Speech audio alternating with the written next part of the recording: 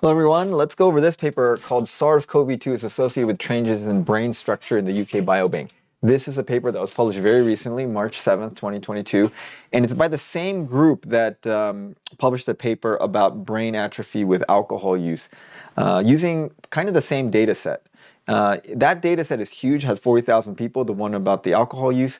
This one, they had specifically about 800 people that had been imaged twice. They were imaged before they had COVID and then imaged after they had COVID. And then they compared it to 400 people who were controls who were imaged twice around the same time span, and they did not get COVID. And they noticed that so let's read the abstract together. Strong evidence for brain-related comorbidities in COVID-19. It remains unknown, however, whether the impact of SARS-CoV-2 infection can be detected in milder cases, and whether this can reveal possible mechanisms contributing to brain pathology. Here we investigated changes in 785 UK Biobank participants aged 51 to 81, imaged twice, including 401 cases who tested positive for infection between their two scans, with 141 days on average separating their diagnosis and second scan, and 384 controls. The availability of pre-infection imaging data reduces the likelihood of pre-existing risk factors being misinterpreted as disease effects. So that means they had one before the COVID infection, so if any abnormal findings after the COVID infection, they suspect were not pre-existing. Makes total sense. We identified significant longitudinal effects when comparing the two groups, including greater reduction in gray matter thickness and tissue contrast in the orbital frontal cortex and parahippocampal gyrus, greater changes in markers of tissue damage in regions functionally connected to the primary olfactory cortex, and greater reduction in global brain size. The infected participants also showed on average larger cognitive decline between the two time points. Importantly, these imaging and cognitive longitudinal effects were seen after excluding the 15 cases who had been hospitalized. So that means even if you take out the people who were so bad that they had to be hospitalized, they still saw these effects. So like milder cases that didn't require hospitalization still had these effects on the brain. These mainly limbic brain imaging results may be in vivo markers of degenerative spread of the disease via olfactory pathways, of neuroinflammatory events, or of the loss of sensory input due to anosmia. Whether these deleterious impacts can be partially reversed or whether these effects will persist in the long term remains to be investigated with additional follow-up. Okay, so hopefully, so what they're saying is they see these bad effects on the brain. Will they reverse? Do they get better with time? And they don't know that, and they're planning on scanning these people again. And so there will probably be a follow-up article in about a year or two. That'll be very interesting to find out.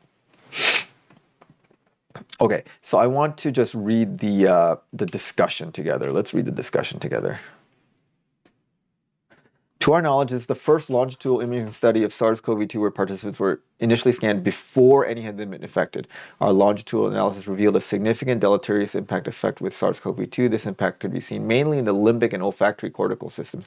For instance, with a change in diffusion measures, these are proxies for tissue damage. The regions functionally connected with the piriform cortex, olfactory tubercle, and anterior olfactory nucleus, as well as the more pronounced reduction of gray matter thickness and contrast in SARS-CoV-2 infectants in the left parahippocampal gyrus and lateral orbital frontal cortex, while the greater atrophy for the SARS-CoV participants was localized to a fair few mainly limbic regions. So limbic area is usually thought to control emotion and stuff like that. The increase in CSF volume and decrease of whole brain volume suggests an additional diffuse loss of gray matter superimposed onto the more regional effects observed in olfactory related regions. So this makes sense because remember olfactory loss was one of the very common symptoms of COVID-2 infection. And so they see a lot of extra loss in the olfactory related regions, so smell regions. Okay, much has been made of the benefit of using a longitudinal design. For example, trajectories of brain aging and cognitive decline. The longitudinal nature of the UK Biobank with the baseline scan acquired before and the second scan after infection reveal differences. Hold on. Make that go away. Above time above and beyond any potential baseline differences, helping disentangle the direct and indirect contribution of the pathogenic process from pre-existing differences in the brain. Okay, I want to see how big of a difference this loss was. More, in addition, none of the 10 pre-selected cognitive variables showed significant differences baseline with age modulation. Only one cognitive score, time to complete pairs matching around, showed a trend difference at baseline. Okay. I'm kind of looking for how much brain loss they had. Like, was it a huge amount? I'm guessing it's not that big, but I'd like to know.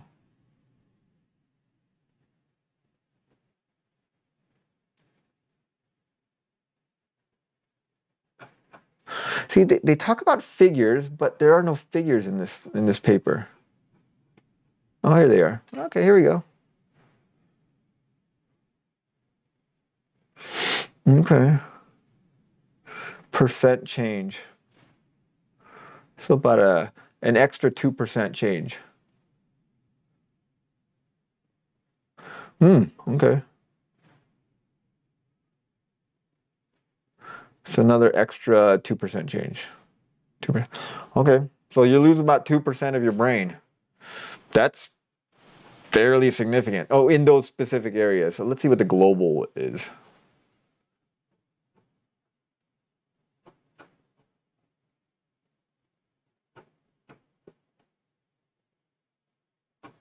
That's olfactory. Yeah, it's longitudinal. Okay.